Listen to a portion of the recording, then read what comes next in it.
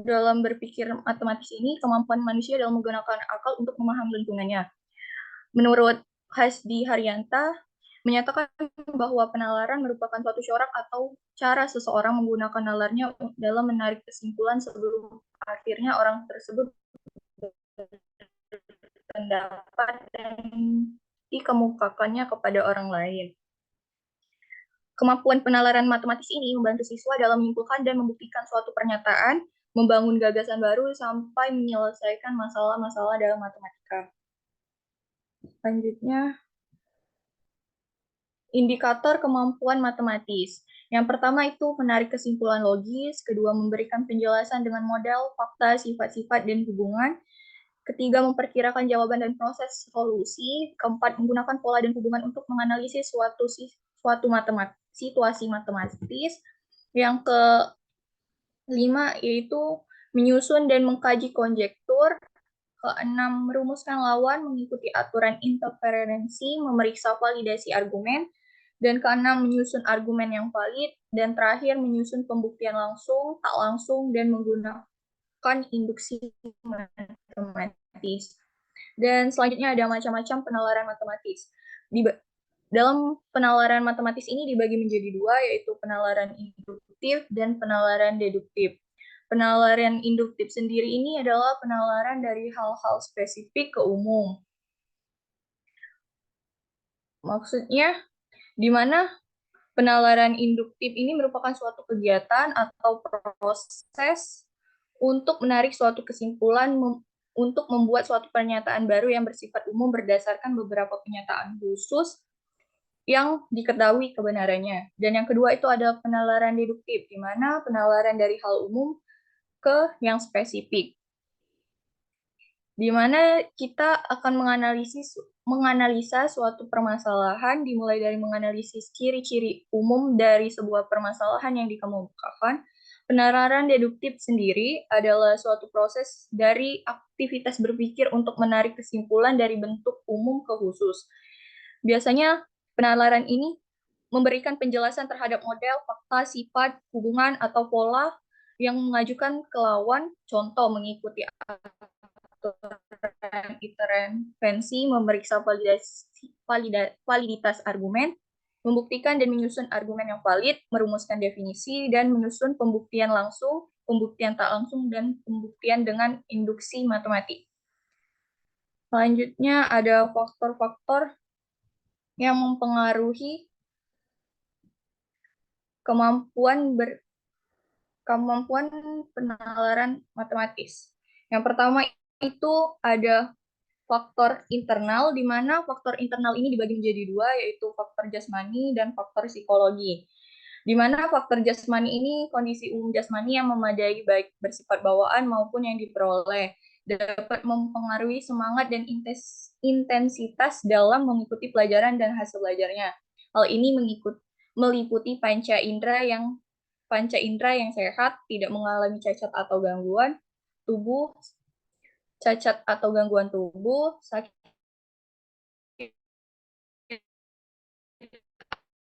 atau perkembangan yang tidak sempurna. Dan yang kedua, mempengaruhi kualitas proses belajar siswa, diantaranya minat, motivasi, sikap, bakat, intelijensi, dan perhatian siswa itu sendiri. Dan yang kedua itu ada faktor eksternal, di mana faktor eksternal ini mempengaruhi kemampuan penalaran siswa dalam proses pembelajaran yang masih berpusat pada guru, menggunakan pendekatan ekspositori yang mendominasi proses aktivitas kelas, dan faktor eksternal ini yaitu kondisi lingkungan di sekitar siswa. Selain itu, siswa yang pasif, kita akan menggunakan latihan yang diberikan lebih banyak soal-soal yang bersifat rutin, sehingga akan melatih kemampuan nalar dan berpikir siswa. Sebagai akibatnya, pemahaman siswa pada konsep matematis yang akan meningkatkan kemampuan siswa dengan konsep matematis yang ada. Dan selanjutnya ada upaya meningkatkan pengenalan matematis itu ada 3, di mana ada yang pertama itu membuat bahan ajar berupa LKS atau LKPD, Bu.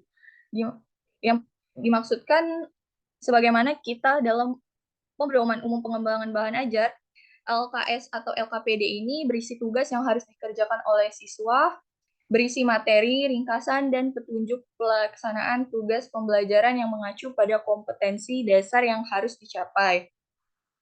Materi pada LKPD atau LKS ini dikemas sedemikian rupa sehingga siswa diharapkan dapat mempelajari materi ajar tersebut secara mandiri. Selain itu, siswa juga diberikan arahan yang terstruktur untuk memahami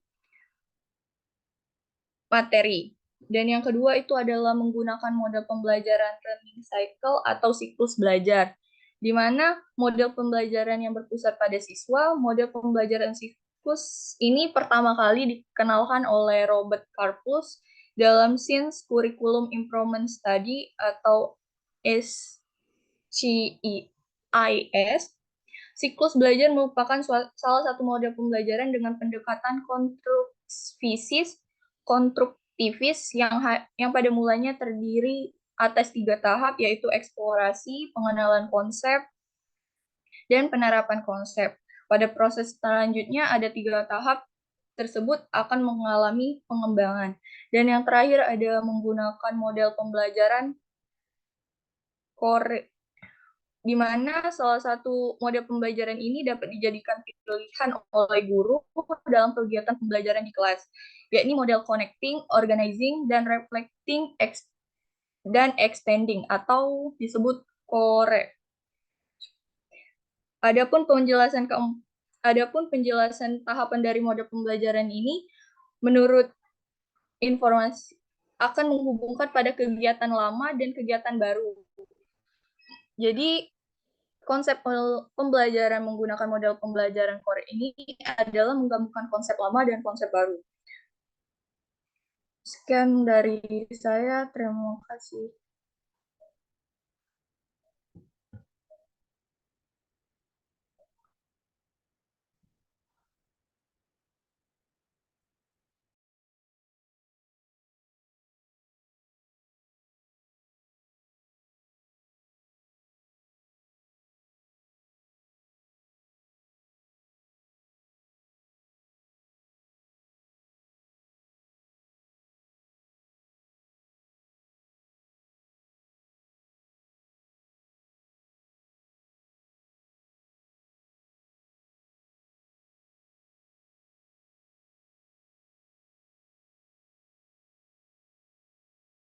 Mungkin itu saja, Bu, materi yang dapat saya sampaikan. Mungkin ada tambahan dari ibunya atau teman-teman. Oh ya, kita ini dulu kan, kita skip dulu kan, kita dengarkan dulu presentasi dari kelompok Indralaya, baru nanti kita ini kan ya, diskusikan lagi.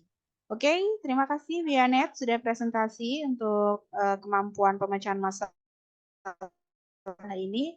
Kita lanjut presentasi dengan kelas Indralaya. Silakan kelompok berapa? Ya. Baik Ibu, terima kasih. Sebentar biar Dela share screen dulu ya Bu. Oke, silakan Sandrina.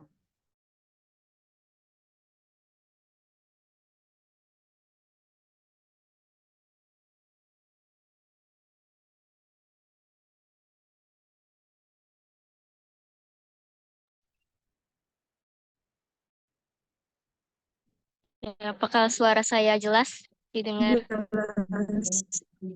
Jelas. Oke, terima kasih kami.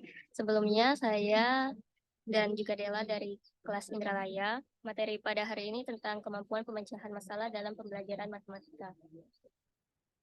Next.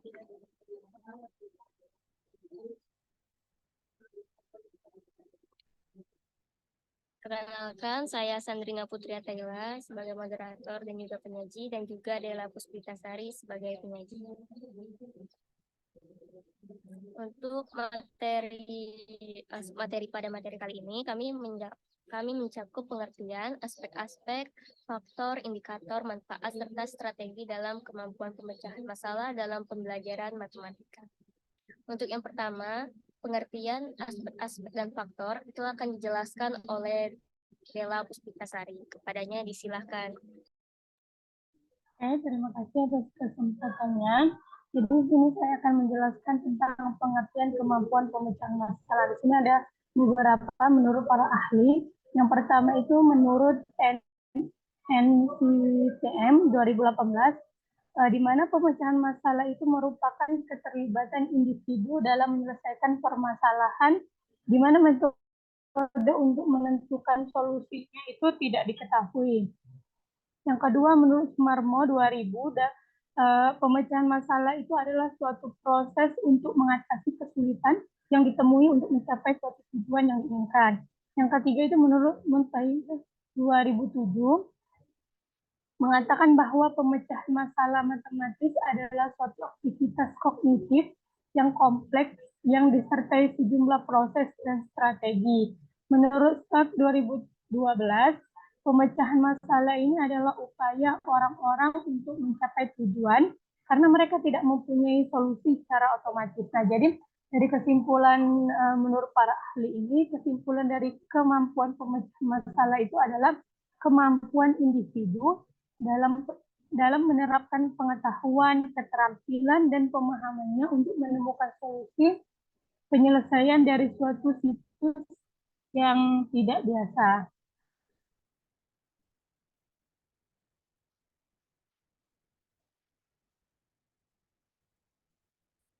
Selanjutnya di sini ada aspek-aspek kemampuan pemecahan masalah.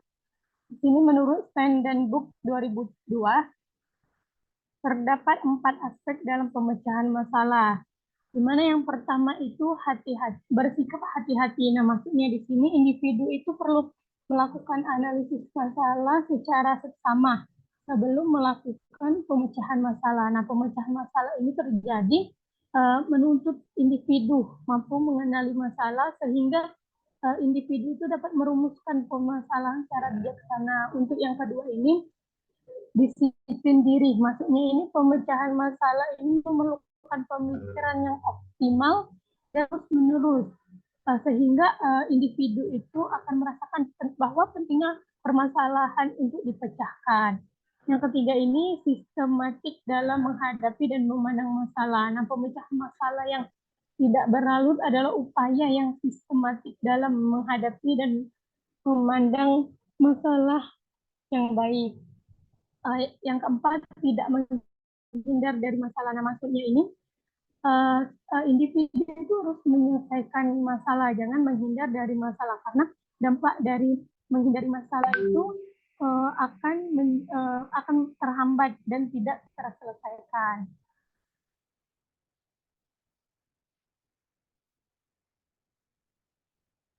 Selanjutnya di sini faktor yang memengaruhi kemampuan pemecahan masalah. Ada 4. Yang pertama itu pengalaman. Pengalaman ini termasuk tugas-tugas menyelesaikan soal seperti soal cerita atau soal aplikasi. Nah, pengalaman ini juga jika kita ketakutan terhadap permasalahan dalam matematika, maka akan menghambat kemampuan siswa dalam memecahkan masalah. Untuk yang kedua ini ada motivasi. Motivasi ini kan dorongan, mana dorongan yang kuat baik dari dalam maupun dari luar. Kalau misalnya contoh dari dalam itu, contohnya menumbuhkan keyakinan bahwa kita itu bisa mengerjakan soal-soal matematika. Untuk yang dari luar itu seperti diberikannya soal-soal yang menarik, menantang, sehingga mempengaruhi hasil pemecahan masalah. Selanjutnya ini ada kemampuan memahami masalah. Nah, kemampuan siswa terhadap konsep-konsep matematika yang berbeda-beda, maka tingkatannya dapat memicu perbedaan kemampuan siswa dalam memecahkan masalah. Untuk yang terakhir itu ada keterampilan. Keterampilannya adalah kemampuan untuk menggunakan akal, pikiran, ide, dan kreativitas dalam mengerjakan, mengubah ataupun membuat sesuatu menjadi lebih bermakna sehingga menghasilkan sebuah nilai dari suatu hasil pekerjaan tersebut. Mungkin itu saja dari saya kembalikan ke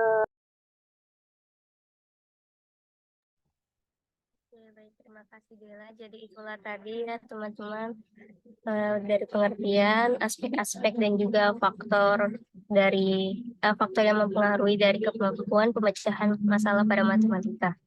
Nah, untuk selanjutnya itu ada indikator, lalu dilanjutkan dengan manfaat, dan juga yang terakhir itu ada strategi.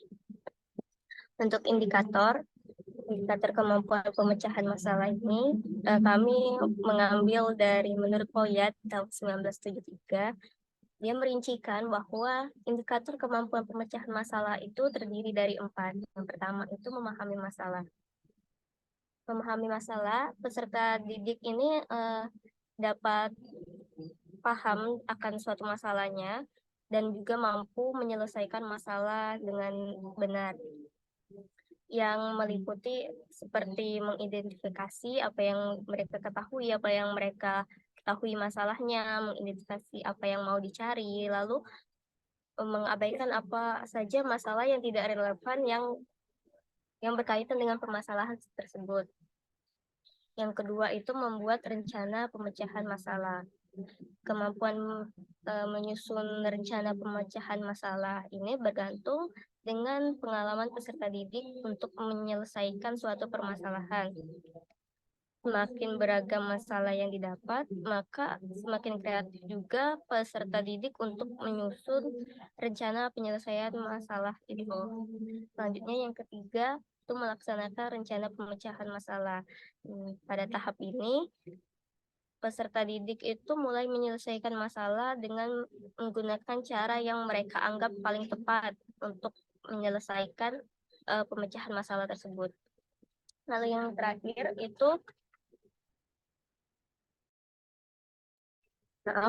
terakhir itu memeriksa kembali solusi yang diperoleh.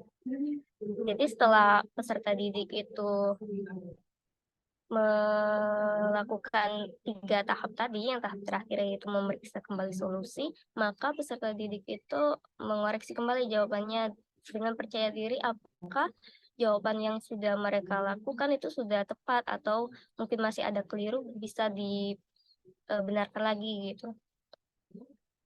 Next. Untuk yang selanjutnya itu ada manfaat dalam kemampuan pemecahan masalah. Menurut Amri dan kawan-kawan ya di tahun 2010, mereka memperoleh beberapa manfaat untuk dalam memperoleh kemampuan pemecahan masalah dalam matematika ini. Yang pertama itu memudahkan belajar siswa dalam matematika. Karena kemampuan ini memiliki banyak cara atau penanggulangan dalam penyelesaian suatu masalah.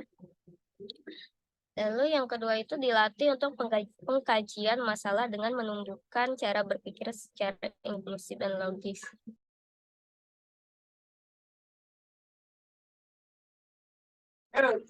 Yang ketiga, membangun komunikasi antar kelompok dan menciptakan nilai-nilai sosial.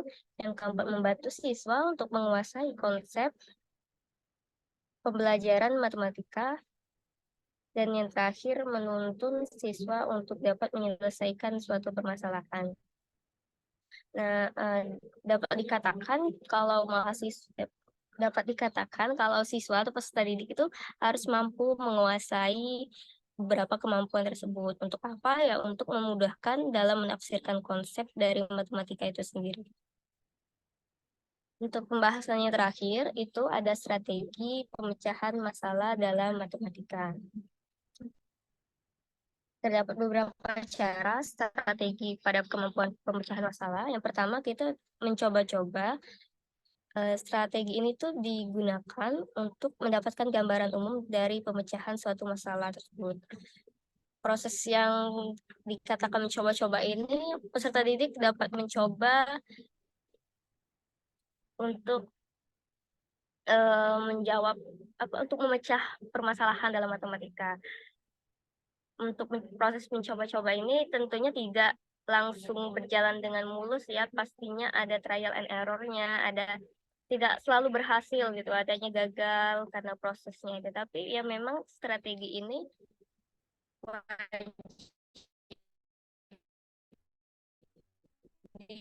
digunakan karena harus coba-coba.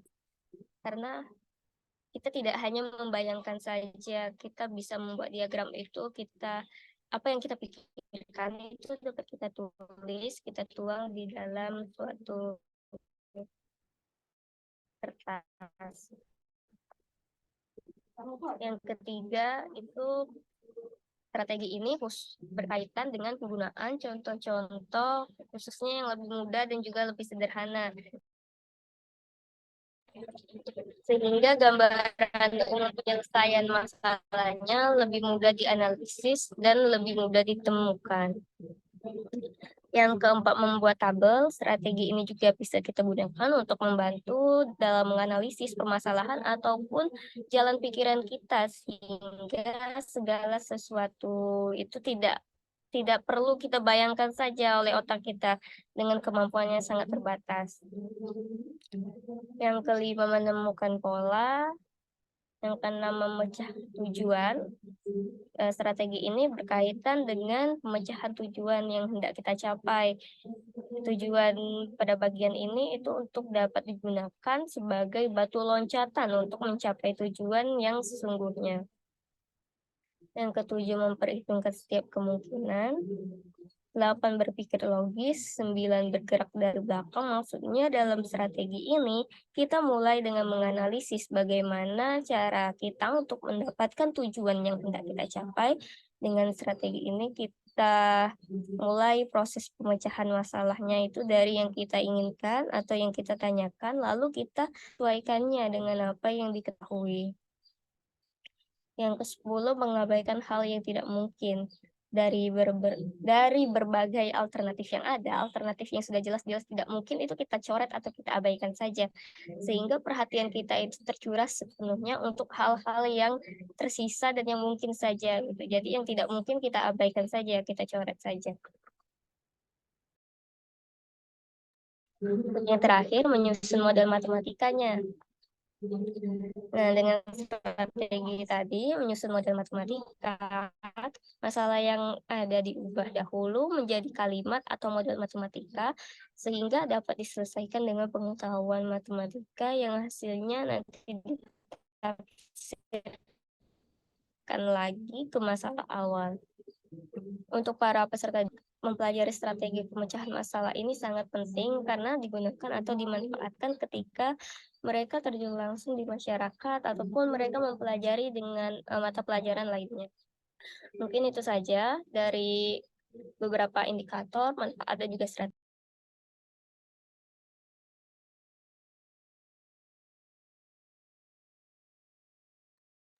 Oke, baik. Terima kasih Sandrina sudah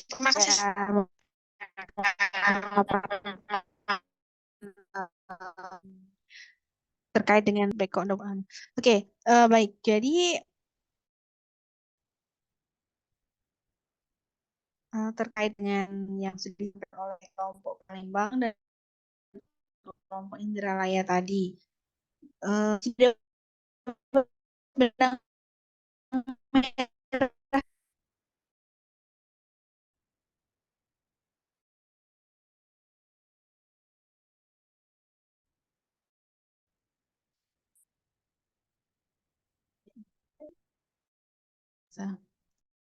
ya. Siapa yang mau menjelaskan boleh? Kalau tadi menyimak dari awal, silahkan. Ini kelas Palembang dan kelas Layo tadi.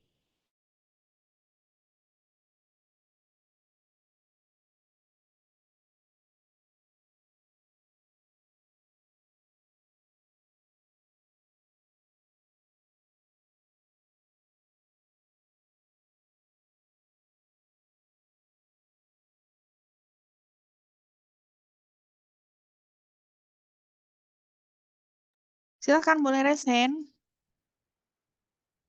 Ini Putri, Pipit, dan Nur Hadi ini bertiga di mana ini? Mana off cam lagi nggak kelihatan uangnya.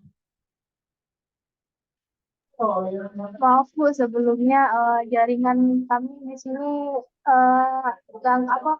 kecil Bu, tadi putus-putus suaranya.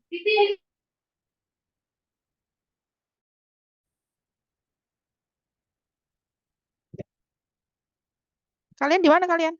Saya lagi di Layo loh. Saya ajak lancar. Kami di lab. Bisa saya juga di lab. Orang saya di lab juga lancar. Enggak kelihatan apa saya di lab. Oke. Oke, ada Erisa angkat tangan. Silakan Erisa, boleh buka ya open mic. Baik, terima kasih Ibu atas kesempatannya. Dari pandangan Erisa setelah melihat presentasi dari kelas Intralaya dan kelas Layo, memang dari penalaran matematis dan kemampuan pemecahan masalah matematika itu ada perbedaannya ya Bu, yang dimana kalau misalnya kemampuan pemecahan masalah itu kan merupakan sebuah proses yang dilakukan oleh siswa untuk menyelesaikan masalah yang diberikan dengan menggunakan pengetahuan dan pemahaman yang dimilikinya. Nah, berbeda dengan penalaran matematis. Kalau penalaran matematis itu merupakan suatu proses atau suatu aktivitas berpikir untuk menarik kesimpulan atau membuat suatu pernyataan baru yang benar berdasarkan pada beberapa pernyataan yang kebenarannya telah dibuktikan, yang dimana telah dijelaskan oleh presentasi kelas Indralaya. Ada dua yang bisa dilakukan, yaitu penalaran induktif dan penalaran deduktif. Nah, sedangkan kalau proses pemecahan matematika itu berbeda dengan penalaran matematika. Dari segi subbab materi yang dijelaskan dari kedua kelompok itu menurut Elsa sama saja gitu ya Bu. Ada definisinya, ada faktornya, ada indikatornya juga. Kemudian ada langkah-langkah ada aspek-aspek dan juga ada strategi. Namun di kelas Palembang itu tidak mencantumkan aspek-aspek apa saja yang ada di penalaran matematis itu sendiri. Kemudian boleh berkomentar sedikit dari kedua kelompok tersebut tidak mencantumkan langkah-langkah dari materi yang telah disampaikan, yang dimana tidak adanya langkah-langkah pemecahan masalah matematika, kemudian tidak ada langkah-langkah untuk menyelesaikan penalaran matematika itu sendiri. Dan kemudian di kelas Palembang, dari indikator yang udah dicantumkan tersebut tidak mencantumkan bahwasanya indikator tersebut itu dibuat oleh siapa. Kan kalau misalnya kelas Indralaya mencantumkan ya bahwasanya indikator tersebut itu dari mana sumbernya. Jadi kita tuh bisa paham karena kan ada beberapa misal pemecahan masalah matematika itu berdasarkan indikator dari siapa. Kemudian mungkin bisa ditambahkan oleh kelas Palembang indikator yang dimaksud itu indikatornya berdasarkan sumbernya berdasarkan dari siapa gitu. Mungkin seperti itu Bu, dan terus ada tambahan lagi ingin diberikan contoh bahwasannya soal matematika itu tuh berdasarkan pemecahan masalah matematika atau berdasarkan penalaran matematika yang mencakup indikator-indikator yang telah disebutkan oleh kelompok seperti itu. Oke, baik. Terima kasih banyak Erisa. Oke, jadi tadi ya perbedaannya sudah digamblangkan sama sama Erisa bahwa ternyata tadi di kelas Palembang belum menampilkan ya untuk tahapan-tahapannya tadi secara detail gitu kan. Nah, di Layo sebenarnya tadi hampir sama ya, aspek, prinsip, kemudian pengertiannya, indikatornya sudah dijelaskan semuanya sama kelompok Layo, kelompok Palembang. Cuma di sini yang mau dipahami sama teman-teman yang motret atau cara baik dan benar gitu ya. Jangan-jangan kita selama ini sudah mengklaim bahwa ini adalah kemampuan pemecahan masalah gitu kan. Ini adalah model untuk mencari atau untuk mengukur meningkatkan kemampuan pemecahan masalah. Ternyata secara teknis, secara langkah-langkah sintaksnya itu belum pas. Nah, mungkin kita bisa kalau kemampuan pemecahan masalah ini tuh sebenarnya erat kaitannya ya dengan problem solving kan, problem solving atau problem based learning gitu kan. Nah, problem based learning ini, apakah menurut teman-teman semuanya di sini kemampuan pemecahan masalah ini cukup dengan problem based learning atau bisa dengan kita tingkatkan dengan model-model pembelajaran yang lain? Coba dari kelas Palembang dengan kelas Indralaya tadi yang preparan bisa menjelaskan nggak apakah kemampuan pemecahan masalah ini hanya bisa dilaksanakan dengan menggunakan PBL atau bisa kok dengan model pembelajaran yang lain gitu. Nah, silakan berpendapat.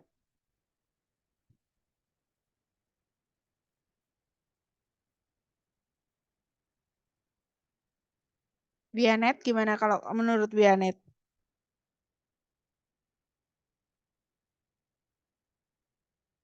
Iya, Bu, bisa diulang. Agak deket lagi mic-nya, Vianet, suaranya jauh. Ya, Bu, bisa diulang nggak?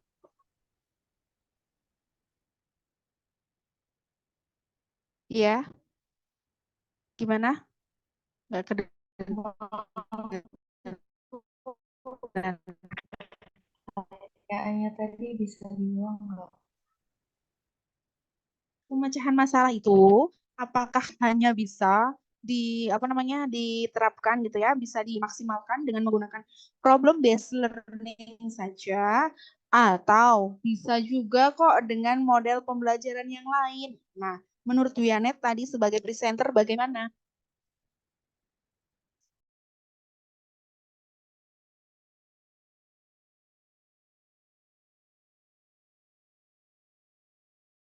Oke, dapat ya poin pertanyaan saya ya.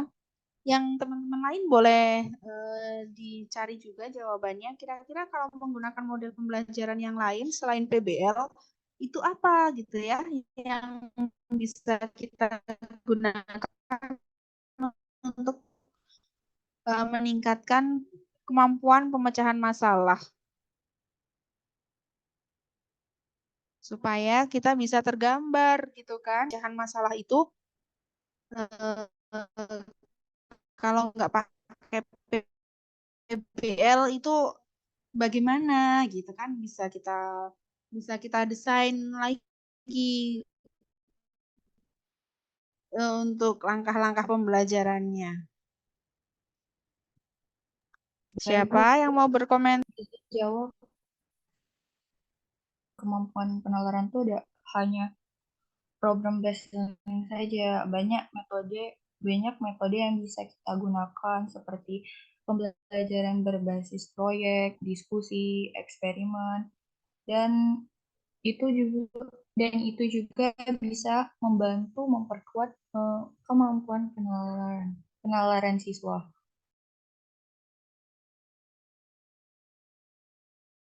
Oke, antara penalaran matematis dengan kemampuan pemecahan masalah. Ini tadi juga disinggung oleh Erisa. Ini agak tipis kan perbedaannya. Coba supaya kita tuh bisa membuat tembok gitu ya, membuat benteng antara pemecahan masalah dan kemampuan penalaran matematis ini harus jelas gitu nah. Karena ini dua kemampuan yang berbeda kan, penalaran matematis dan kemampuan pemecahan masalah. Tadi Vianet menyinggung itu gitu ya, seolah-olah hampir sama. Nah, kita harus buat benteng supaya itu terlihat berbeda.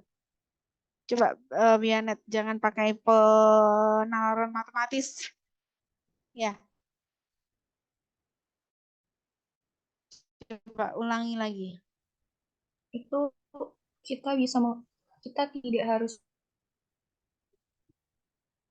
menggunakan Agak dekat metode lagi mic-nya program based Vianet. Suaranya deketin lagi mic-nya. learning. Kan suaranya jauh. Kalau gini, Bu. Ya, kamu nggak pakai headset ya? Iya. Oh ya udah, coba. Ini kalau untuk meningkatkan kemampuannya itu kita bisa tidak hanya menggunakan program based learning saja, kita bisa menggunakan metode pendekatan, menggunakan pendekatannya tuh ialah pembelajaran berbasis proyek, diskusi, eksperimen, dan pembelajaran berbasis konsep. Nah, ini juga dapat membantu meningkatkan penalaran siswa, Bu. Penalaran siswa kan, penalaran matematis ya. Oke. Oke, kita skip dulu jawabannya. Yang lain mau menambahkan, boleh? Siapa yang mau menambahkan jawaban Vianet atau berpendapat lain dengan Vianet? Silakan. Ya, Puza, silakan Puza. Kalau menurut Puza, inquiry bisa juga masuk, Bu, ke meningkatkan upaya kemampuan pemecahan masalah, karena dari model inquiry sendiri itu kan dia ngembangin keterampilan penyelidikan. Jadi Iya. berdasarkan pertanyaan-pertanyaan dan juga sintaksnya itu hampir sama kurang lebih dengan PBL. Diawali dengan kayak merumuskan masalah, terus juga menguji hipotesisnya dan mencari data-data juga. Oke, baik. Terima kasih Fuza untuk idenya ya. Oke, jadi teman-teman, ya gitu kan, pemecahan masalah kita terlalu fokus sama masalahnya gitu ya, seolah-olah harus ada masalah dulu yang apa namanya yang harus ada masalah dulu supaya terlihat kemampuan pemecahan masalah gitu kan.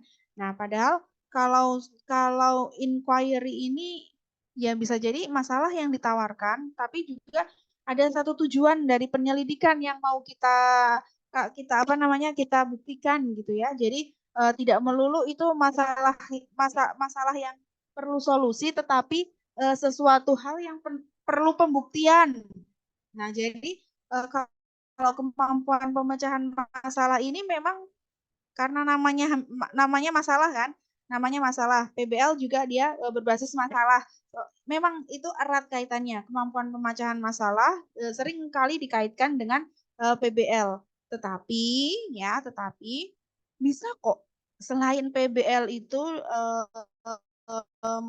model pembelajaran lain yang digunakan untuk meningkatkan kemampuan pemecahan masalah gitu ya.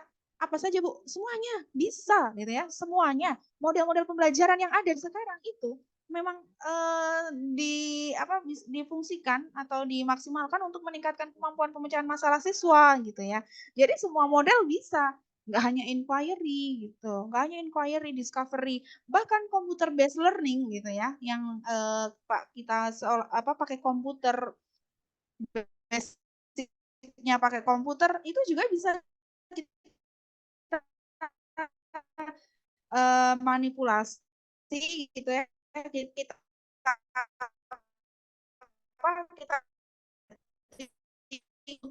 kemampuan pemecahan masalah kita berikan namanya soal-soal yang berbasis masalah sehingga di situ bisa bisa ya, pembelajaran berbasis bukti, kemudian apalagi STEM. Nah, semuanya model-model pembelajaran yang ada itu bisa kita pakai untuk meningkatkan kemampuan pemecahan masalah.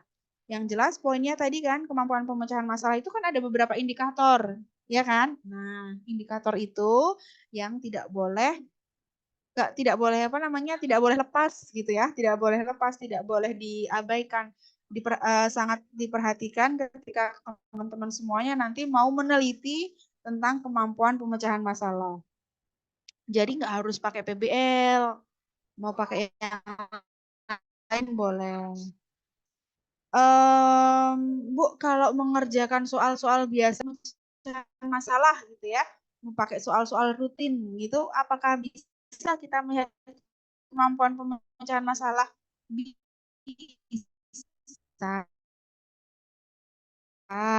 ya kan? Bisa. Soal-soal rutin, soal-soal ini. Jadi kita kalau secara kualitatif, kalau memang agak kualitatifnya dari kemampuan pembaca secara kualitatif kita bisa lihat bagaimana sih siswa ini menjawab ya, pola pikirnya sudah sejauh mana kayak gitu kan. Itu bisa kita ukur menggunakan soal-soal rutin, soal-soal PISA, soal-soal tim, soal-soal HOTS ya. Jadi semuanya itu bisa kita lihat kemampuan pemecahan masalahnya. Hanya saja kedalaman ataupun tingkat kesulitan dari soal itu juga perlu diperhatikan, mana sih yang masuk gitu ya, yang masuk kriteria untuk soal kemampuan pemecahan masalah gitu kan. Mana yang hanya bisa untuk melihat penalaran matematisnya saja. Nah, jadi yang perlu diperhatikan tadi indikator-indikatornya. Ya, inquiry bisa, terus apalagi discovery itu bisa. Apalagi ya, kemampuan STEM ya bisa gitu kan. Tergantung kita memberikan soalnya tadi, kedalaman soalnya, kedalaman permasalahannya seperti apa itu bisa kita gunakan untuk melihat atau mengukur kemampuan pemecahan masalah siswa. Banyak sekarang skripsi tesis ya sudah ya yang melihat kemampuan pemecahan masalah ini gitu kan, dan memang ini satu isu yang menarik gitu kan, karena kemampuan pemecahan masalah masing-masing orang itu berbeda gitu kan, dan masing-masing grade juga berbeda. Jadi kalau kita mau teliti setiap tahun itu selalu tetap masuk dalam isu terkini gitu ya, tetap masuk dalam isu terkini. Ya, permasalahannya karena sekarang itu sudah banyak sekali penelitian yang membahas tentang kemampuan pemecahan masalah ya, kebanyakan tadi dengan problem based learning ya, itu utamanya biasanya kan pakai problem based learning. Nah, jadi tantangan untuk teman-teman semuanya nanti yang mau mengambil mata kuliah apa mau mengambil kemampuan pemecahan masalah untuk diteliti, menggunakan model-model yang lain gitu ya, menggunakan model yang lain atau menggunakan pendekatan-pendekatan yang lain selain PBL, karena kalau yang PBL sudah banyak sekali kan. Nah, teman-teman bisa gunakan dengan model atau metode yang lain supaya keterbaruannya ada. Oke. Itu ya teman-teman ya. Mungkin kita sebenarnya tadi harusnya sih diberikan contoh gitu ya. Coba berikan contoh mana salah satu soal yang bisa untuk melihat kemampuan pemecahan masalah gitu ya. Nah, ini kita tugaskan aja secara mandiri karena saya ada rapat di dekanat. Jadi teman-teman setelah ini bisa mencari soal gitu ya, beberapa soal yang bisa kita gunakan untuk menguji atau mengukur kemampuan pemecahan masalah siswa kelas 9. Nah, misalkan kita ambil contoh kelas 9 ya, kelas 9 SMP.